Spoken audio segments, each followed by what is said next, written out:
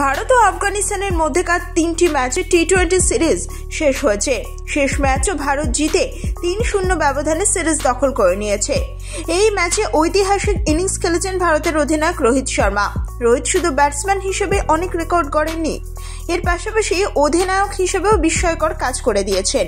টি-20 ফরম্যাটের সফলতম অধিনায়ক এখন রোহিত শর্মা। রোহিত কি রেকর্ড করেছে সেটাই বলা যাক। টি-20তে মহেন্দ্র সিং ধোনি আর পাকিস্তানের প্রাক্তন অধিনায়ক বাবর আজমের রেকর্ডের সমান রেকর্ড করে ফেলেছেন রোহিত শর্মা।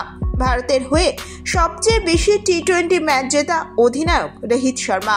প্রাক্তন ভারত অধিনায়ক মহেন্দ্র সিং ধোনি মোট 72টি ম্যাচে ভারতকে নেতৃত্ব দিয়েছিলেন, যার মধ্যে 42টি ম্যাচ জিতেছিলেন আর একটি ম্যাচ ড্র হয়েছিল।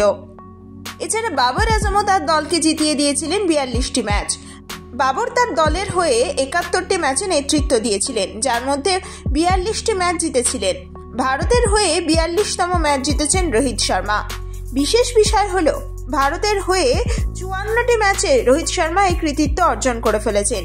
রোহিত এখনো পর্যন্ত ভারতের হয়ে মোট 54টি ম্যাচে নেতৃত্ব দিয়েছেন, যার মধ্যে 42টি ম্যাচে তিনি জয়লাভ করেছেন। এই পরিস্থিতিতে নিজের নামে সবথেকে বড় রেকর্ড গড়ে ফেলেছেন রোহিত। আফগানিস্তানের বিপক্ষে টি-20 সিরিজের আগে রোহিত শর্মা টি-20 খেলা নিয়েও নানান ধরনের প্রশ্ন উঠেছিল। খোদ নির্বাচকরাও এই ক্রিকেটারকে দলে রাখতে খুব একটা আগ্রহী ছিলেন না। রোহিত শর্মার ফিটনেস আর বয়স তার জন্য বাধা হয়ে দাঁড়িয়েছিল। তবে তৃতীয় ম্যাচে রোহিত যেভাবে পারফর্ম করেছেন তা থেকে স্পষ্ট হয়ে গিয়েছে যে তিনি টি-20 ওয়ার্ল্ড খেলার জন্য ভীষণভাবেই উপযুক্ত। Bureau report, Kolkata 24/7.in।